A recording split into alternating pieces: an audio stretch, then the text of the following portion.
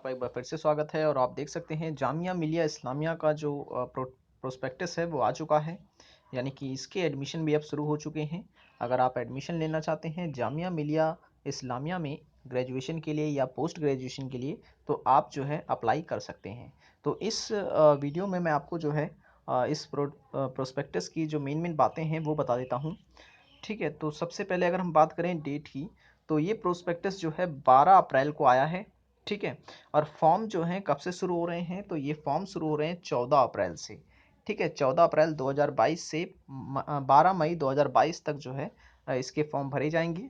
ठीक है, और अगर आपसे कोई मिस्टेक हो जाती है फॉर्म भरने के दौरान तो आप उसे जो है सुधार भी सकते हैं 13 मई से 15 मई के बीच में।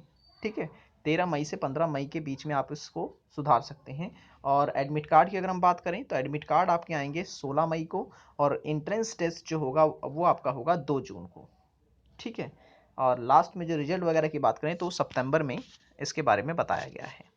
तो इस तरीके से जो है डेट जारी की गई है। और बात कर लेते हैं कुछ इम्पोर्टेंट कोर्सेज़ के बारे में भी अब। ठीक है, तो ये जामिया की कुछ विशेषताएं हैं जैसे किस किस रैंकिंग में कितनी कितनी रैंक मिली है इसको। तो इस समय काफ़ी तेज़ी से बढ़ने वाली यूनिवर्सिटी है ये। ठीक है, तो अगर हम बात करें जो कि सबसे ज़्यादा डिमांड में रहती है, देखिए अभी पीएचडी का तो कुछ नहीं बताया गया है। पीएचडी के लिए जब आएगा तो मैं उसका आपको जो है अलग से वीडियो बना दूंगा। अभी जो फॉर्म निकले हैं वो निकले हैं पोस्ट ग्रेजुएशन के लिए यानी मास्टर्स के लिए, पीजी डिप्लोमा के लिए, बैचलर के लिए, एडवांस डिप्लोमा के लिए। ठीक है,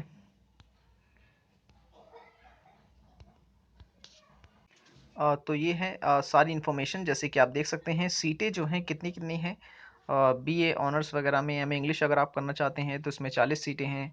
बीए ऑनर्स इंग्लिश में अगर आप करना चाहते हैं तो उसमें है 60 सीटें। ठीक है, एमए इंग्लिश करना चाहते हैं तो 40 सीटें हैं। और उसी तरीके से सारी इन्फॉर्मेशन दे रखी है। एमए हिंदी के लिए जो है इसमें सिर्फ 30 सीटें हैं। ठीक है, और सेमेस्टर वाइज जो है इसमें एग्ज़ाम होता है। और मैं आपको जो ज़्यादा डिमांडिंग में रहता है बीएड उसके बारे में बता देता हूँ। ठीक है, क्योंकि कई लोग जो हैं इसके बारे में मुझसे पूछ रहे थे, काफ़ी बार उन्होंने पूछा। तो ये देख सकते हैं आप 2 साल का बीएड का कोर्सेज है। ठीक है, तो आप देख सकते हैं 200 सीटें हैं इसमें। ठीक है, टोटल 200 सीटें हैं जिसमें से 100 सीटें जो होती हैं वो होती हैं उर्दू मीडियम्स के लिए, 50 सीटें होती हैं हिंदी मीडियम्स के लिए और 50 सीटें होती हैं इंग्लिश मीडियम के लिए। ठीक है, तो आप चाहें तो बीएड के अप्लाई कर सकते हैं या बीएड स्पेशल एजुकेशन के लिए भी अप्लाई कर सकते हैं या बीएड स्पेशल एजुकेशन में भी देखें। एक तो होता है विजुअल इम्पेयरमेंट का और एक होता है लर्निंग डिसेबिलिटीज़ का। ठीक है, तो ये बीएड स्पेशल में ही आता है। और बीएड नर्सरी में आप अप्लाई कर सकते हैं और डीएलएड में भी अप्लाई कर सकते हैं। ठीक है, और क्या क्या एलिजिबिलिटी चाहिए वो भी मैं आपको बता देता हूँ कि अगर आप बीएड में या फिर डीएलएड में अप्लाई करना चाहते हैं तो कौन कौन सी एलिजिबिलिटी चाहिए। सीटें आपने देख ली हैं। ठीक है, सबसे ज़्यादा सीटें हैं बीएड जनरल में और फिर सबसे ज़्यादा सीटें हैं डीएलएड में। ठीक है, तो एलिजिबिलिटी की अगर हम बात करें इसमें,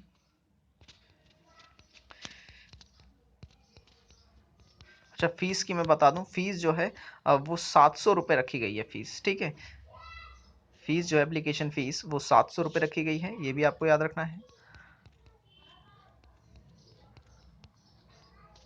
तो ये है बीएड के बारे में कुछ इन्फॉर्मेशन। जैसे कि अगर आप अप्लाई करना चाहते हैं तो आप अप्लाई कर सकते हैं, लेकिन आपको जो कुछ एलिजिबिलिटी है वो क्लियर होनी चाहिए कि जैसे कि बैचलर डिग्री में आपके जो है 50% से कम मार्क्स नहीं होने चाहिए। ठीक है, ये चीज़ आपको इसमें याद रख लेनी है। ठीक है, अगर आपने मास्टर्स वगैरह कर रखी है तो उसमें भी आपको 50% होने ही चाहिए। और सब्जेक्ट जो हैं वो अलग अलग स्कूल टीचिंग सब्जेक्ट हो सकते हैं बीएड प्रोग्राम के लिए। ठीक है, तो बस इतना पॉइंट आपको इसमें याद रखना है। और उसके बाद अगर हम बीएड स्पेशल एजुकेशन की अगर हम बात करें तो इसमें भी वही क्राइटेरिया है, 50% से ऊपर मार्क्स होने चाहिए आपके ग्रेजुएशन में। ठीक है,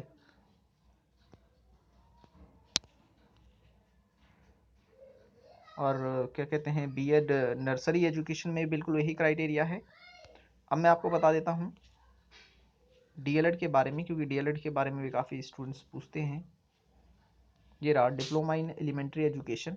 तो डीएलएड के लिए जो है क्राइटेरिया एक ही साथ जो है फॉर्म सबके भरे जा रहे हैं, ये चीज़ आपको याद रखनी है। ठीक है, अलग अलग नहीं है, एक ही बार आपको भरना है और जो है एक साथ ही जो है एग्ज़ाम इसका कराया जाता है। पहले डीएलएड का होता है, फिर बीएड का होता है, ठीक है। और इसमें जो बात की गई, इसमें ये बात की गई है कि 12th के स्टूडेंट जो हैं वो डीएलएड के लिए अप्लाई तो कर सकते हैं, लेकिन ये भी इसमें बता दिया गया है कि उनके 5 सब्जेक्ट में 50% मार्क्स होने चाहिए, ठीक है। क्योंकि अभी तो वो रिजल्ट नहीं आया है सीबीएसई का, लेकिन अगर जब भी उनका रिजल्ट आएगा तो उतने मतलब 50% उनके मार्क्स होने ही चाहिए। अगर नहीं होते हैं तो उनको डिसक्वालीफाई कर दिया जाएगा, ठीक है। तो फिर कोई फ़ायदा नहीं रह जाएगा आपकी एंट्रेंस पास करने का, इंटरव्यू पास करने का।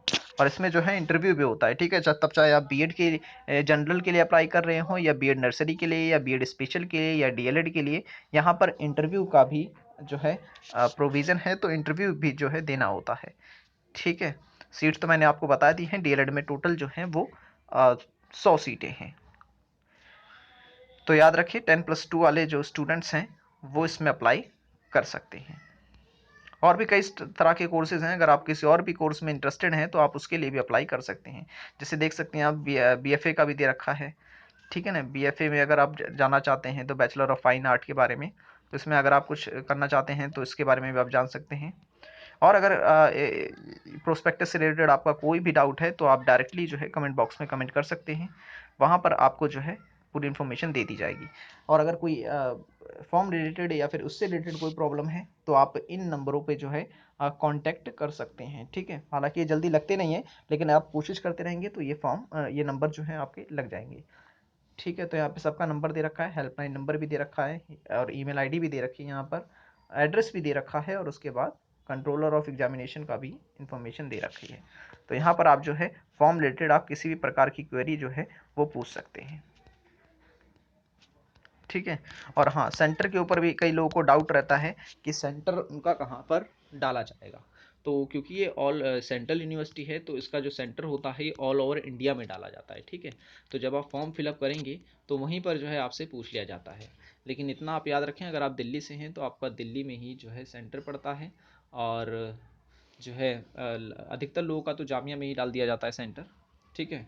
तो उसके लिए आप जो है कंफ्यूज बिल्कुल ना हो। और उसके बाद कुछ प्राइवेट स्कूल होते हैं, कुछ गवर्नमेंट स्कूल होते हैं जहाँ पर सेंटर इसके डाले जाते हैं। ऑनलाइन एग्ज़ाम इसका नहीं होता है, सब ऑफलाइन होता है अभी के लिए। लेकिन अभी क्योंकि सी यू सेट आ गया है तो कुछ ऐसे कोर्सेज़ हैं जिनमें जामिया ने जो है कंपलसरी कर दिया गया है कि अगर आप इन कोर्सेज़ में एडमिशन लेना चाहते हैं तो आपको CUET का एग्ज़ाम देना पड़ेगा, ठीक है। तो उन कोर्सेज़ में ये चीज़ आप कंफर्म कर लें कि आपका जो आप कोर्स करना चाहते हैं कहीं वो CUET का हिस्सा तो नहीं है, ठीक है। अगर है तो फिर आपको जो है रजिस्ट्रेशन अलग तरीके से करना है, ठीक है। उस पर मैंने एक वीडियो अपनी बना दी है। कोई इन्फॉर्मेशन हो आप कमेंट में पूछ सकते हैं। तो मिलेंगे नेक्स्ट वीडियो में। Thanks for watching this video.